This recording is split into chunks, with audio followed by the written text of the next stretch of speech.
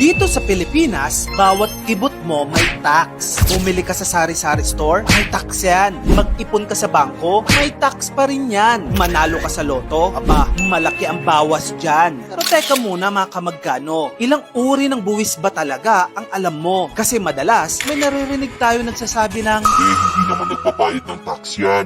nako, akala mo lang yon. Kasi alam mo ba, may mahigit sa 10 klase ng taxes na binabayaran natin bilang Pilipino. Mula pagkasahod hanggang sa pagkamatay. Tara, isa-isahin natin. Una, andyan ang income tax. Bago mo pa mahawakan yung sahod mo, may kaltas na agad yan. Depende sa laki ng kinikita mo. Umaabot yan hanggang 35% para sa pinakamataas na bracket. Pero note lang din, may exemption din ang unang 250,000 pesos na kita kada taon. Ibig sabihin, maraming Pilipino na mababa lang yung sahod na hindi binabawasan ng income tax. Isama na din natin yung mga bawas sa contributions gaya ng SSS, Pag-ibig at PhilHealth. Well, hindi yan tax technically, pero automatic kaltas pa rin yan sa payslip mo. Next, andyan ang consumption taxes. Lahat ng binibili mo may kasamang 12% VAT o yung value added tax. Mapag-grocery man yan, kape, cellphone, lahat meron. At kung bibili ka ng alak, sigarilyo o gasolina, may excise tax pa yan. Kaya yung mahiling magbasa ng resibo kada grocery nila, for sure, alam nila to.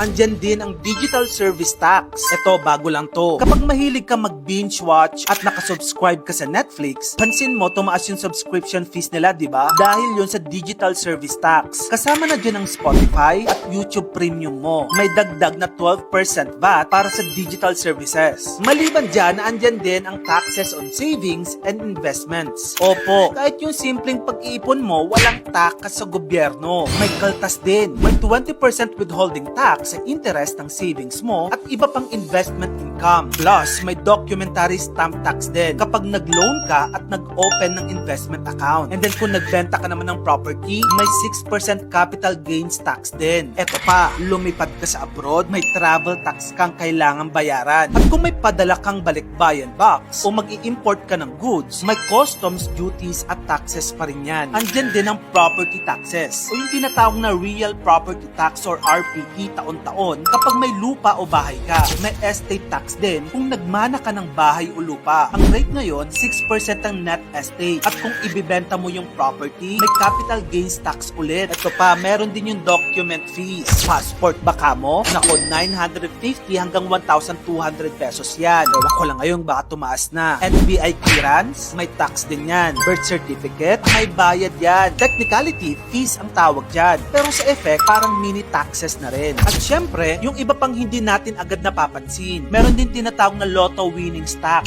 20% yan. Opo, yung mga nanalo sa loto, bago pa mapasa kamay nila ang premyo, bawas na. Example, 100 million pesos. Ang jackpot na napanalunan mo, 80 million pesos na lang ang maibubulsa mo. Yung 20 million sa gobyerno. Andyan din yung sin tax sa alak, sigarilyo at vape products. Layunin nito na ma-discourage ang mga consumers na bumili ng mga produkto na nakakasira sa kanilang kalusugan. Pati nga pala yung pagrehistro ng sasakyan mo, may tinatawag din vehicle registration tax. Kung iisipin mo, bawat galaw ng isang Pilipino may buwis. Sa sahod, sa pagkain, sa gasolina, sa bahay, sa savings, lahat may parte ang gobyerno. Ang tanong, sa dami ng binabayaran natin, ramdam mo ba yung balik? Maayos ba ang mga public hospitals? How about educations? Yung mga kalsada natin? How about yung public transportation? Kasi kung araw-araw tayong nagbabayad, dapat araw-araw din tayong nakakakita ng pagbabago. At kung hindi natin ito makita, huwag nating tanggapin bilang normal ito. Kasi bilang taxpayers, may karapatan tayong magtanong, magdemand at manindigan. Grabe, lumabas na si Saldico and he just dropped a bomb.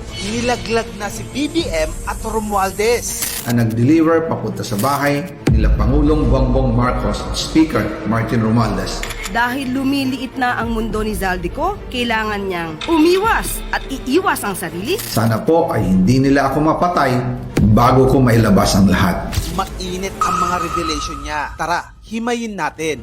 Para sa bawat Pilipino, hayaan ninyong ipaliwanag ko ang buong katotohanan. Umalis ako noong July 19, 2025, pero habang papauwi na ako, tinawagan ako ni dating Speaker Martin Romualdez at sinabihan, huwag nang bumalik ng Pilipinas at manahimik na lamang. Noon naniniwala pa ako sa kanila. Pero ang hindi ko alam ay gagamitin ako bilang panakipbutas sa kanilang kampanya laban sa korupsyon. Ngayon, ilalabas ko ang lahat ng katotohanan. May resibo, may ebidensya, at may pangalan. Nagsimula ito nung tumawag si Sekmina Pangandaman sa akin.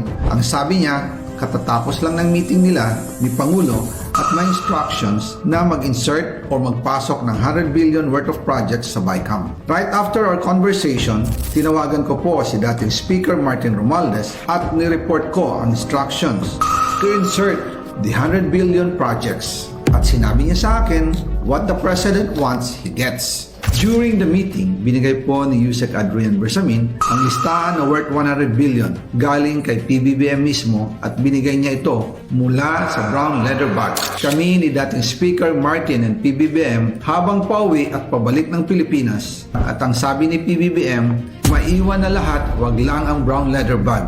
Pagkatapos ng ilang araw, I informed sina dating Speaker Martin Romualdez, Sekmina Pangandaman, Yusek Adrian Bersamin, and Yusek Jojo Cadiz na kung pwede 50 billion lang ang ipasok sa program funds dahil sobra ang DPWH funds versus sa DepEd. Pagkatapos ng isang araw, tinawagan ako ni Sekmina at sinabi ang mensahe ng Pangulo, ipasok ninyo yan dahil pinangako na sa akin ni Speaker Martin yan at hindi na pwedeng baguhin. Kumbaga, ang utos ng hari, hindi pwedeng mabali.